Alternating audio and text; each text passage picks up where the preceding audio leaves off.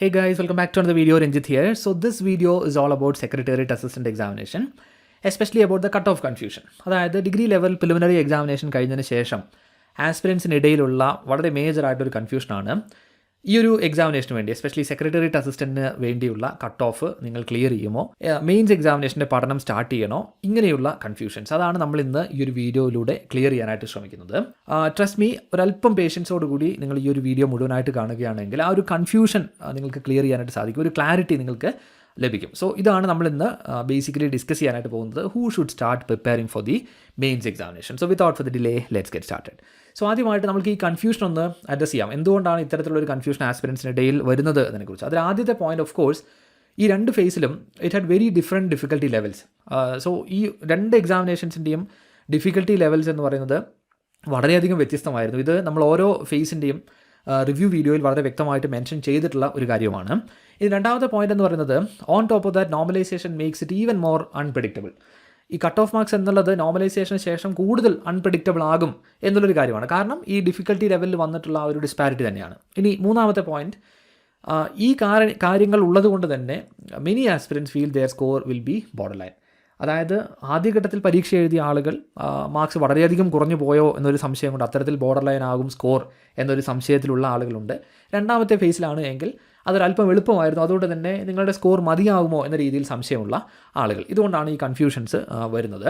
ഇനി ഈ കാരണങ്ങൾ കൊണ്ട് തന്നെ മിക്ക ആസ്പിരൻസും വെയിറ്റ് ചെയ്യുന്നത് റിസൾട്ട്സിന് വേണ്ടിയാണ്. റിസൾട്ട്സ് വന്നതിന് ശേഷം പ്രിപ്പറേഷൻസ് തുടങ്ങാം. അതല്ലെങ്കിൽ പ്രിപ്പറേഷൻസ് തുടങ്ങി പിന്നീട് ഒരു നിരാശ വരേണ്ടതില്ലല്ലോ എന്നാലോചിച്ച് അങ്ങനെ റിസൾട്ടിന് വേണ്ടി വെയിറ്റ് ചെയ്ത് നിൽക്കുന്ന ആളുകളാണ്. വളരെ നാച്ചുറൽ ആയിട്ടുള്ള ഒരു കാര്യമാണ് ഈ ഒരു കൺഫ്യൂഷൻ എന്നുള്ളത്. But that is risky. അതെന്തുകൊണ്ടാണ് എന്നതിനെക്കുറിച്ച് നമ്മൾക്ക് ഡിസ്കസ് ചെയ്യാം. So here why waiting is a costly mistake. ഒന്നാമതായിട്ട് നമ്മൾ ഓർക്കേണ്ടത്, hardly 3 months left for the mains preparation. Mains preparation നമ്മൾക്കിനി അധികം സമയമില്ല. അതുപോലെ തന്നെ ഈ റിസൾട്ട്സിന് വേണ്ടി വെയിറ്റ് ചെയ്ത് അത്തരത്തിൽ നമ്മൾ പ്രിപ്പറേഷൻ തുടങ്ങാനായിട്ട് പ്ലാൻ ചെയ്യുകയാണെങ്കിൽ ഡെഫിനറ്റ്ലി നിങ്ങളുടെ പ്രിപ്പറേഷൻ ടൈമിൽ നിന്നും വലിയൊരു സമയം കട്ടായി പോകുമെന്നുള്ളത് ഓർക്കുക. കാരണം വളരെ പെട്ടെന്ന് തന്നെ നമുക്ക് റിസൾട്ട് പ്രതീക്ഷിക്കേണ്ടതില്ല. സോ അത്രയും സമയം പ്രിപ്പറേഷനിൽ നിന്നും നഷ്ടപ്പെട്ടു പോകും. ഇനി തേർഡ് പോയിന്റ്, നമ്മൾക്കറിയാം മെയിൻസ് എക്സാമിനേഷനിൽ 2 പേപ്പേഴ്സ് ഉണ്ട്. തീർച്ചയായിട്ടും പ്രോപ്പർ ടൈമും ഫോക്കസും ഈ ഒരു പ്രിപ്പറേഷന് ആവശ്യമാണ്. അത്രയധികം ഈസി ആയിട്ടൊരു കാര്യമല്ല. If you clear the examination later, അതായത് പ്രിലിമിനറി എക്സാമിനേഷൻ നിങ്ങൾ ക്ലിയർ ചെയ്യപ്പെടുകയാണ് എങ്കിൽ ആ ടൈമിൽ നിങ്ങൾക്ക് റിഗ്രറ്റ് ചെയ്യേണ്ടതായിട്ട് വരും. ഈ കാര്യങ്ങൾ കൺസിഡർ ചെയ്താൽ വളരെ ലോജിക്കലായിട്ടൊരു കാര്യമാണ്, ജസ്റ്റ് സ്റ്റാർട്ട് നൗ. നിങ്ങൾക്ക് നഷ്ടപ്പെടാനായിട്ട് ഒന്നും തന്നെ ഇല്ല, നേടാനായിട്ട് മാത്രമാണുള്ളത്. സോ ഇതിനു വേണ്ടിയുള്ള ലോജിക്കലായിട്ടുള്ള റീസൺസ് ആണ് നമ്മളിവിടെ പ്രൊവൈഡ് ചെയ്യുന്നത്.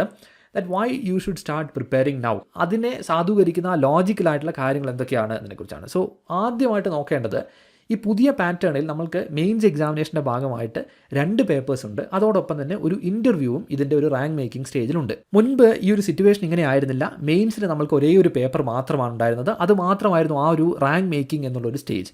ഇനി പ്രിലിംസ് എന്നൊരു കാര്യം കൺസിഡർ ചെയ്യുകയാണെങ്കിൽ എപ്പോഴും ഓർക്കേണ്ടതായിട്ടൊരു കാര്യം, അതൊരു ക്വാളിഫയിങ് എക്സാമിനേഷൻ അല്ലെങ്കിൽ ഒരു സ്ക്രീനിങ് ടെസ്റ്റാണ്. അതായത് ഈ ഒരു എക്സാമിനേഷനെ സീരിയസ് ആയി കണ്ടുകൊണ്ട് പ്രിപ്പറേഷൻസ് ചെയ്യുന്ന ആസ്പിരൻസിനെ ഷോർട്ട് ലിസ്റ്റ് ചെയ്യാനുള്ളൊരു മെക്കാനിസം മാത്രമാണ് പ്രിലിംസ്. ഇനി ഈ കാര്യങ്ങൾ കൺസിഡർ ചെയ്താൽ നമ്മൾക്ക് എത്താവുന്നൊരു ലോജിക്കലായിട്ടുള്ള ഒരു കൺക്ലൂഷനാണ്, ഇത്തവണ നമ്മൾ മുൻപ് പ്രതീക്ഷിച്ചിരുന്നതിനേക്കാൾ ഒരല്പം കുറവ് കട്ട് ഓഫ് മാർക്സ് എക്സ്പെക്റ്റ് ചെയ്യാം. അല്ലെങ്കിൽ ഈ ഷോർട്ട് ലിസ്റ്റിംഗ് എന്നുള്ളത് കുറച്ചുകൂടി ഹയർ ആയിരിക്കും. More number of aspirants are expected to be shortlisted. ഇത് നമ്മൾ ഇതിനേക്കാൾ കുറച്ചുകൂടി കോമ്പറ്റേറ്റീവ് ആയിട്ടുള്ള, ഇതിനേക്കാൾ വേക്കൻസി കുറഞ്ഞ മറ്റ് ചില ഡിഗ്രി ലെവൽ എക്സാമിനേഷൻസിലും കണ്ട ഒരു കാര്യമാണ്. സോ മുൻപുള്ള ആ ഒരു ധാരണ വെച്ചുകൊണ്ട് നമ്മൾ കട്ട് ഓഫ് മാർക്സിനെ അത്തരത്തിൽ അനലൈസ് ചെയ്യുമ്പോൾ സ്വാഭാവികമായിട്ടും സെക്രട്ടേറിയറ്റ് അസിസ്റ്റൻ്റ് പോലെയുള്ള ഹൈലി കോമ്പറ്റേറ്റീവ് ആയിട്ടുള്ള ഒരു എക്സാമിനേഷനിൽ വളരെ ഉയർന്ന ഒരു കട്ട് ഓഫ് വരാനാണ് സാധ്യത. അങ്ങനെ ഒരു ചിന്ത ആസ്പിരൻസിനിടയിലുണ്ട്. എന്നാൽ ഈ റീസൺസ് കൊണ്ട് ഇതിനാണ് ഏറ്റവും അധികം സാധ്യതയുള്ളത്. അതായത് ഈ രീതിയിൽ കട്ട് ഓഫ് മാർക്സ് വരാനും കൂടുതൽ ആസ്പിരൻസ് ഷോർട്ട് ലിസ്റ്റ് ചെയ്യപ്പെടാനുമാണ് സാധ്യതയുള്ളത്. സോ മെയിൻസിന് വേണ്ടി നിങ്ങളുടെ തയ്യാറെടുപ്പ് തുടങ്ങുന്നതിനുള്ള ഏറ്റവും വലിയ കാരണവും ഇതുതന്നെയാണ്. അതുപോലെ തന്നെ ഈ ഒരു പ്രിപ്പറേഷൻ നിങ്ങൾ സ്റ്റാർട്ട് ചെയ്യുകയാണ് എങ്കിൽ അതുകൊണ്ടുള്ളൊരു ഗുണമെന്ന് പറയുന്നത്, ഇനി വരാനിരിക്കുന്ന എക്സാമിനേഷൻസിന് നിങ്ങൾ എപ്പോഴും റെഡി ആയിരിക്കും. ആ ഒരു ഫ്ലോ നിങ്ങൾക്ക് കണ്ടിന്യൂ ചെയ്യാനായിട്ട് സാധിക്കും. ആ ഒരു മൊമെൻറ്റം നിങ്ങൾക്ക് കണ്ടിന്യൂ ചെയ്യാനായിട്ട് സാധിക്കും എന്നുള്ളതാണ്. So at any case waiting എന്നുള്ളത് ഒരു മിസ്ഡ് ഓപ്പർച്യൂണിറ്റി അല്ലെങ്കിൽ ഒരു മിസ്ഡ് ചാൻസ് ആയിട്ട് മാറാനാണ് ഏറ്റവും അധികം സാധ്യതയുള്ളത്. സോ ഇതാണ് ലോജിക്കലി നിങ്ങൾ പ്രിപ്പറേഷൻ എന്തുകൊണ്ട് സ്റ്റാർട്ട് ചെയ്യണം എന്നതിനെ സാധൂകരിക്കുന്ന അത്തരത്തിലുള്ള കാരണങ്ങൾ എന്നുള്ളത്. So why starting now is an absolute no brainer. അതിനുള്ള കാരണങ്ങൾ കൂടി ഒന്ന് നോക്കാം. ഒന്നാമത്തേതായിട്ട്, already you have invested enough time. ഈ ഒരു എക്സാമിനേഷൻ്റെ പ്രിപ്പറേഷന് വേണ്ടി ധാരാളം സമയം നിങ്ങൾ ഓൾറെഡി മാറ്റിവെച്ചു. So why not a little bit more, കുറച്ചുകൂടി സമയം നിങ്ങൾക്ക് ഈ ഒരു എക്സാമിനേഷന് വേണ്ടി സ്പെൻഡ് ചെയ്യുന്നില്ല, അല്ലെങ്കിൽ ആ ഒരു പ്രിപ്പറേഷന് വേണ്ടി സ്പെൻഡ് ചെയ്യുന്നതുകൊണ്ട് നിങ്ങൾക്ക് ഒന്നും തന്നെ നഷ്ടപ്പെടാനായിട്ടില്ല. അതിലൊരു റിസ്ക്കുമില്ല, നിങ്ങൾക്ക് നഷ്ടപ്പെടാനായിട്ട് ഒരു കാര്യവുമില്ല എന്നൊരു കാര്യം ഓർക്കുക. ഇനി അടുത്ത പോയിന്റ് എന്ന് പറയുന്നത്, if you qualify, early preparation എന്ന് പറയുന്ന ഒരു ബിഗ് അഡ്വാൻറ്റേജ് ആയിരിക്കും. കാരണം നമ്മൾ മുൻപ് സൂചിപ്പിച്ചതുപോലെ സാമാന്യം വലിയൊരു സിലബസും അത്രയും കാര്യങ്ങളും യഥാർത്ഥത്തിൽ എക്സാമിനേഷന് വേണ്ടി പഠിക്കാനുണ്ട്. സെക്രട്ടേറിയറ്റ് അസിസ്റ്റൻറ്റ് എക്സാമിനേഷൻ്റെ പാറ്റേണിൽ ഈ സിലബസിൽ ഈ ചേഞ്ച് വന്നതിന് ശേഷം നടക്കുന്ന ആദ്യത്തെ പരീക്ഷയാണിത്.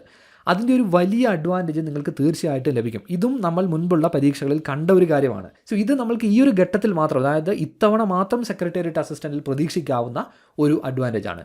ഇനി അടുത്തൊരു കേസ് എന്ന് പറയുന്നത്, അറ്റ് ദ വേഴ്സ്റ്റ് കേസ് നിങ്ങൾ ഈ ഒരു എക്സാമിനേഷൻ ക്വാളിഫൈ ചെയ്തില്ല എന്ന് കരുതുക, അതായത് പ്രിലിംസ് ക്വാളിഫൈ ചെയ്യാൻ നിങ്ങൾക്ക് പറ്റിയില്ല എന്ന് കരുതുക.